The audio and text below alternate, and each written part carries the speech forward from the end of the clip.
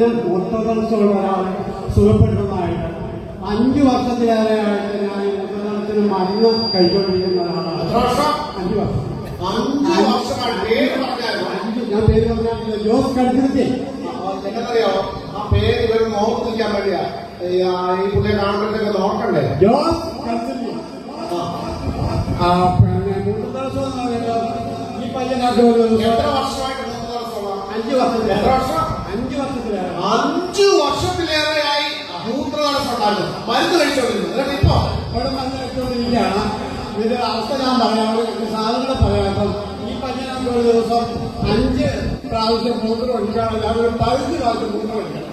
അതിന്റെ കാരണം എന്താണെന്ന് പറഞ്ഞാൽ ബ്ലാഡറിലെ മൂത്രം നിറഞ്ഞു കഴിയുമ്പോൾ അത് പൂർണ്ണമായിട്ട് പോകത്തില്ല. പിന്നെ ഒരു കുഴപ്പമെന്നാന്ന് പറഞ്ഞാൽ വേദനയൊക്കെ ആകുമ്പോൾ ഇത് നമ്മൾ തുമ്മല് പോകാം.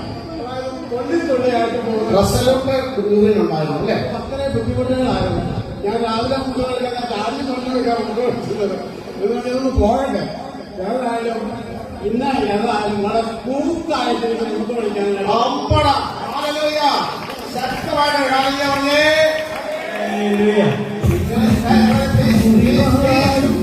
മൂത്രം ഒഴിക്കാൻ മുട്ടി വരുമ്പോ പോകുന്നില്ല എങ്കിൽ അറിയാം അതിന്റെ ബുദ്ധിമുട്ട്.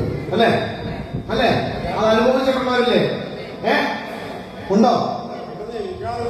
മറ്റുള്ളവരെന്ന് ചിരിക്കും, പക്ഷെ അത് അനുഭവിച്ചവർക്ക് അറിയുന്നുണ്ട്. അവിടെയൊക്കെ കുറെ പേര് ചിരിക്കുന്നുണ്ട് ചുമ്മാ. കാരണം അറിയാമോ, എന്തൊരു വിഷമായിരിക്കും അല്ലേ? ജീവൻ പോകുന്ന പ്രയാസമായിരിക്കും. അല്ലേ അല്ലേ? അതെ, നമ്മുടെ 1, 2 പോകുന്നില്ല എങ്കിൽ നമ്മുടെ മരണം പോലും സംഭവിക്കും. അത്രമാത്രം വിഷമാണത്. പക്ഷെ അത് അദ്ദേഹത്തിന് കിട്ടിയ ഒരു വലിയ അനുഗ്രഹമാണ്. ആ മൂത്ര തടസ്സം മാറുന്നു എന്ന് പറഞ്ഞു. സാധാരണ അങ്ങനെ പറയാറില്ല. എന്നാൽ ആ ദൈവത്തിന്റെ വലിയ കൃപ അദ്ദേഹത്തിലേക്ക് ഒഴുകി. ജോസഫ് നല്ലൊരു കൈയടി ജോസഫിന്റെ പേര് കൊടുത്തേ.